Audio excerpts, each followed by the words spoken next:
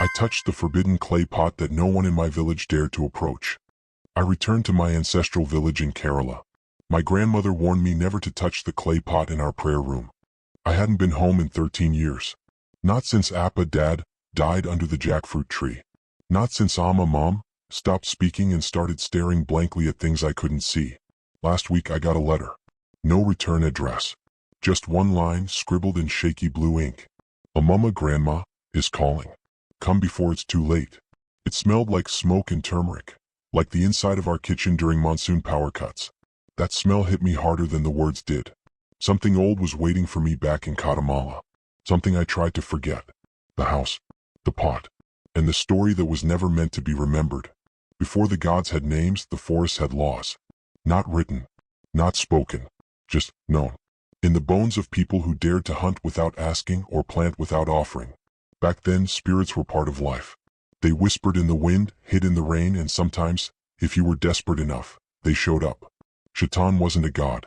He wasn't even a demon. He was something else. A bargain made flesh.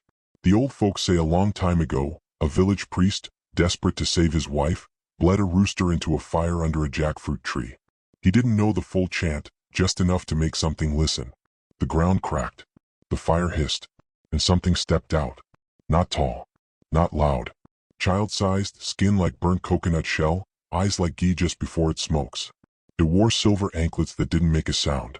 And it smiled. Tell me what you want, it said, and I'll tell you what it costs later. The priest got what he wanted. His wife lived. His fields bloomed. Even the river changed course to touch his land. But on the 7th harvest, Shaitan came back. The priest said no. The next morning he was gone. Only a pair of burnt footprints remained on the stone floor of his house. They buried the clay pot he used to call Shaitan, sealed with turmeric, red thread, and a prayer no one says out loud anymore, under the roots of the same jackfruit tree. But sometimes, the pot calls out again. To someone greedy. Or grieving. Or both. In Guatemala, grandmothers tell this story to their grandchildren. Only one ever truly listened. Me. My name is Adifir. And after 13 years I've come home. The clay pot is still there. Still sealed. Still warm. The train screeched into Pulakka Junction just after sunset.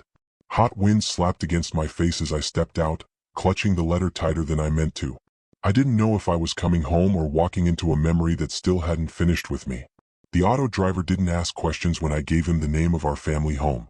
But he did glance at me, once like someone checking if a person knows what they're doing. That house still stands? He asked quietly.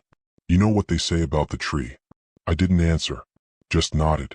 My bag sat heavy on my lap, packed with only one set of clothes, my old notebook, and Amma's rosary beads. The road twisted up into the hills. Trees leaned over the mud road like they were eavesdropping. The jackfruit tree came into view first, tall, wide, and wrong somehow. Then the house. Our Tharavadu ancestral home looked the same and not. Like it remembered me but didn't forgive. The tiles were cracked. Moss covered the sides.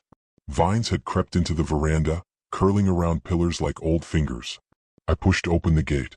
The sound it made was too loud for the silence around me. The door was already open. Inside smelled of dust, dried flowers, and something sour. But it was familiar. The prayer room was untouched. Goddess Bhagavathi's mural faded but watching. The stone grinder still had that little blood print I made when I was 5. But the air felt like someone was holding their breath. You came. Her voice floated from the hallway.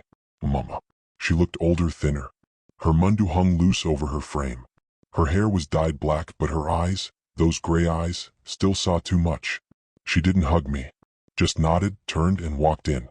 You'll sleep in the prayer room, she said. The other rooms remember things. That night I couldn't sleep. At 2:33 a.m. I heard it. Tap, tap, tap. From the corner. The pot. Still. Dusty. But cracked now. A tiny split right across the lid. I knelt before it. I didn't know why. Maybe I always knew I'd come back to this. I placed my hand on it. It was warm. Too warm. Then, not aloud, not even in the air, but somewhere deep behind my eyes, I heard it. Welcome home, Adi. What would you trade to bring back what you lost? I didn't answer, but my fingers tightened on the lid. Outside, the jackfruit tree swayed. There was no wind,